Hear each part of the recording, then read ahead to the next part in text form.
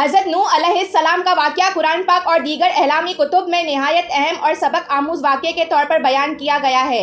حضرت نوح علیہ السلام اللہ کے عظیم پیغمبروں میں سے ایک تھے جنہیں اللہ تعالیٰ نے اپنی قوم کو سیدھے راستے کی طرف بلانے کے لیے بھیجا تھا۔ حضرت نوح کی قوم بت پرستی میں مبتلا تھی اور اللہ کو بھول چکی تھی۔ وہ اپنے خود ساختہ خداؤں کی عبادت کرتی تھی اور گمراہی میں ڈوبی ہوئی تھی۔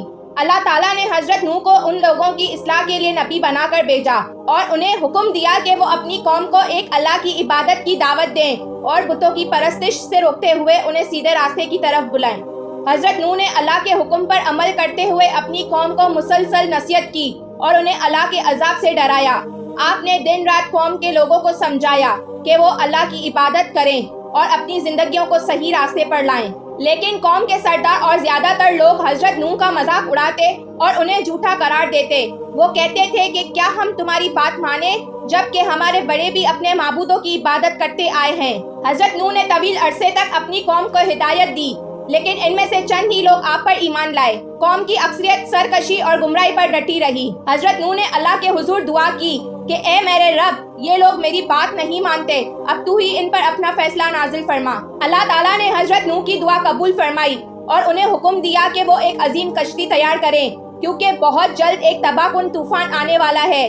حضرت نوح نے اللہ کے حکم کے مطابق ایک بڑی کشتی بنانا شروع کی۔ جب آپ کشتی بنا رہے تھے تو قوم کے لوگ آپ کا تمسخر اڑاتے اور کہتے کہ کیا اب تم بڑے بن گئے ہو، لیکن حضرت نوح اللہ کے وعدے پر یقین رکھتے ہوئے اپنا کام جاری رکھتے رہے۔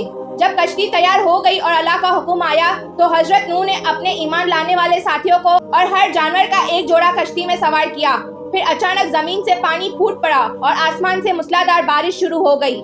پانی اتنا بڑھ گیا کہ ہر چیز ڈوب گئی سوائے ان لوگوں کے جو حضرت نوح کے ساتھ کشتی میں تھے۔ طوفان نے پوری قوم کو غرق کر دیا اور وہ لوگ جو حضرت نوح کی باتوں کو جھٹلاتے تھے اللہ کے عذاب کا شکار ہو گئے۔ حضرت نوح اور ان کے ساتھیوں کو اللہ نے اپنی رحمت سے بچا لیا۔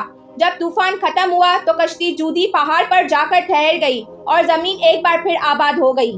حضرت نوح کا یہ واقعہ ہمیں یہ سبق دیتا ہے کہ اللہ کے نبیوں کی اطاعت اور ان کی تعلیمات پر عمل کرنا ہی نجات کا ذریعہ ہے، اور جو لوگ اللہ کے احکامات سے روگردانی کرتے ہیں ان کا انجام ہمیشہ تباہی اور بربادی ہوتا ہے۔